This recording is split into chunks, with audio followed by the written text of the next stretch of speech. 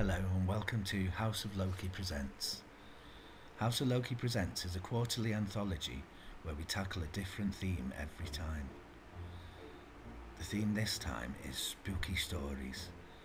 So let's change the scenery a bit here and get ready for House of Loki Presents. Ghosts, ghouls, and ghastly creatures. Oh, that's much better. I'm right in the mood for some spooky stories now. We're going to go straight to our friend John, who's going to read an excerpt from his story and tell you a little bit about the book and about himself. So here is John Clewarth.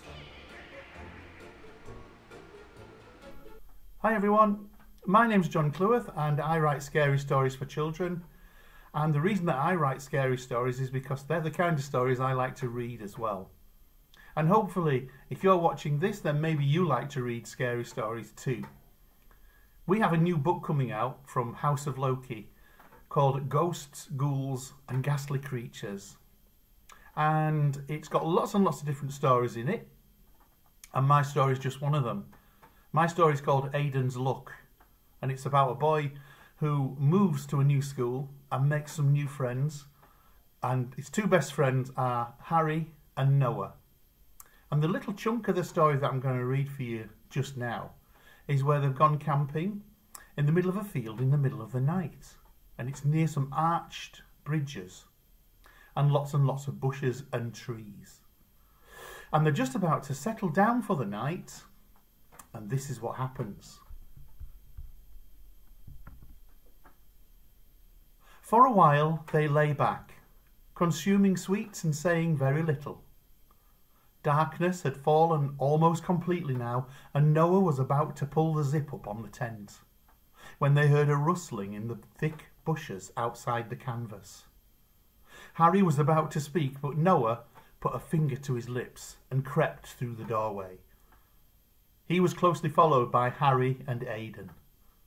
As their eyes gradually adjusted to the gloom, they stared at the general area of foliage from where the disturbance had come. The arches of the railway bridge towered overhead, spanning several fields in length, and their tent was tucked under the closest arch to the stream. And it was from the bushes and trees, reaching blackly from the banks, that the noises came. A scratching this time. The boys stood, wide-eyed, trying to make out what it could be that was making that sound. Another rustling. Aiden saw a flicker of greyish-black move among the tangled twigs and branches. He sucked in a gulp of breath and pointed. Then, with the speed of an express train, a blur flashed across the space between the bushes and the nearest tall tree. And if you want to find out what that shape was and what that blur was that shot out of the darkness towards the boys who'd been camping that night in the field, you need to read the book Ghosts, Ghouls, and Ghastly Creatures, coming soon from House of Loki. Thanks a lot, John, for that brilliant reading and telling us a little bit about the book. John's story is really scary. It comes in near the end of the book when things get a bit darker and spookier. Next, we're going to have a quick gloom call with our friend Brian MacDonald. Gloom's a bit like Zoom, only scary and not trademarked. Hi Brian, how's your day been? Hi Callum, my day's been good. I painted my porch today. Oh, lovely. Now, what are your favourite types of story to write and why? Favorite types of stories to write are fantasy, and specifically urban fantasy. I love the idea of combining magic and dragons and monsters with right now, right here. What can you tell us about your story in this book? I can tell you that it happens at a summer camp. I can tell you it involves squirrels. And I can tell you that squirrels remember. So very, very important to remember, everyone. Squirrels remember. You teach young people when you're not creating magical worlds, don't you? What do you enjoy most about teaching? I do teach, Callum.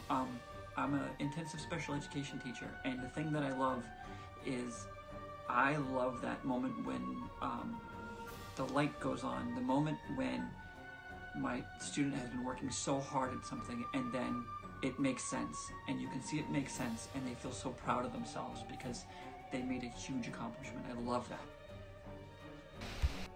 And what do you enjoy most about writing? I love getting the stories out of my head. Ever since I was young, I've made things up in my head with my imagination, and I love getting to share them with other people and find out if they're enjoying my stories. And what advice would you give to a student who wanted to be a writer when they leave school? My advice would be read everything, try everything, read all kinds of genres, and fill your head with as much information as you can of different things. And then find out what you like. Write what you like. Always write what you know and what you like. Thank you for coming to talk to us. Before I let you go, what can you tell us about projects you've got coming up and things that you're up to at the moment? Thanks for inviting me, Callum. Well, I have a couple projects coming up at House of Loki. I don't want to give too much away. I can tell you one of them is there's a steampunk anthology that I have a story in with some new characters. And I also have a story in a Lovecraftian kind of spooky, scary anthology with House of Loki as well. And then for my older readers, I have stories coming out with my characters, Francis and Rory. So I'm very, very excited. I have a bunch of stories coming out. Thanks a lot, Brian. Have a great day. You too, Callum. Thank you. Bye. It sounds like Brian's going to be very busy. I can't wait to see what he's up to. Now we're going to have a quick reading from our friend Lynne Phillips. She's going to read an excerpt from her story, The Miraculous Mervyn Martingale and His Marvellous Menagerie. Now try saying that twice fast. Here's Lynne Phillips. When Mervyn opened the bag a crack to replace the lady beetle, whatever was trying to get out pushed Mervyn backwards. As he fell over on the floor, a large python emerged from the bag.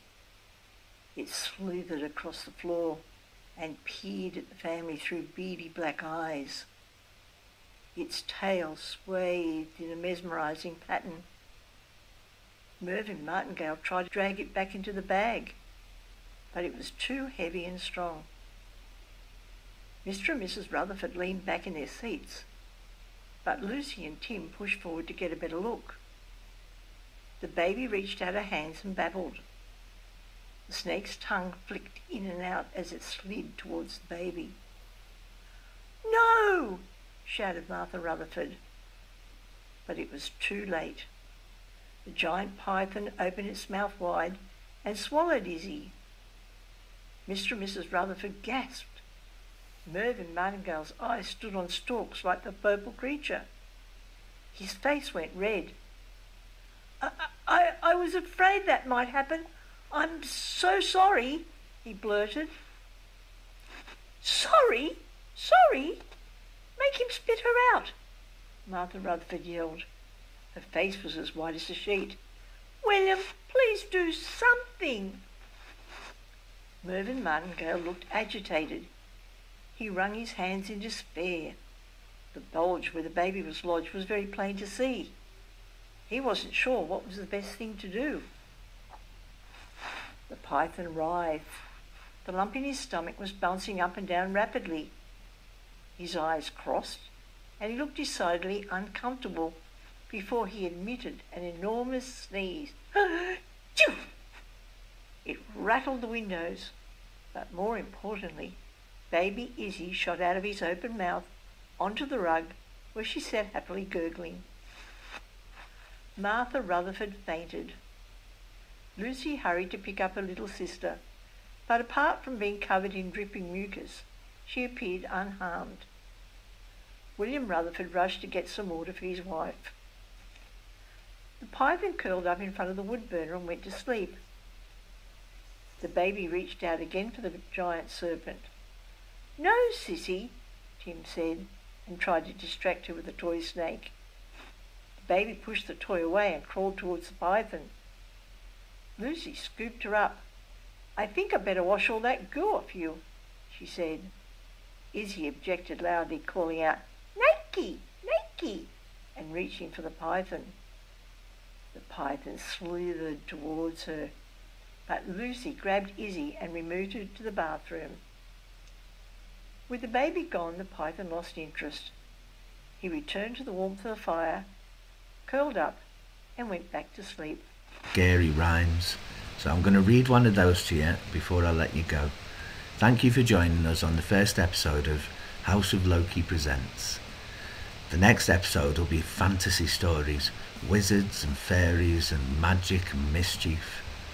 Can't wait to see you again. Here is The Bogey Picker. It's about the person whose job it is to choose the best bogeyman or woman to go and scare the kids. I am the bogey picker. It's a job I'd like to keep. I try to pick the best ones to scare your kids to sleep. There's one right here with 3 eyes, another over there with 1. There's one with eyes on her fingers, and one whose eyes are gone. There's one who leaves a trail of slime, another a trail of dust. My favourite scorches the floor behind. If you catch him, he combusts. Their eager mouths hang open. I walk slowly down the line. Everybody wants me to pick them, to give them their moment to shine. I pick the ones that will work the best, scaring Molly and Betty Sue. They'll hate the one that slithers around, leaving a long trail of goo. And now I need one for Arnold, a grumpy little brat. I'll send him the one with horns and teeth. He won't be expecting that. So many bogies and so many kids, but I have a job to do. Who will be next on my big long list? Do you think it could be you? Scritch, scratch, scrape, slide. Don't look under the bed.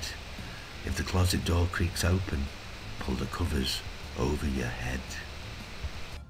For more rhymes and spooky stories, make sure you get a copy of House of Loki Presents Ghosts, ghouls, and ghastly creatures. Thank you and good night.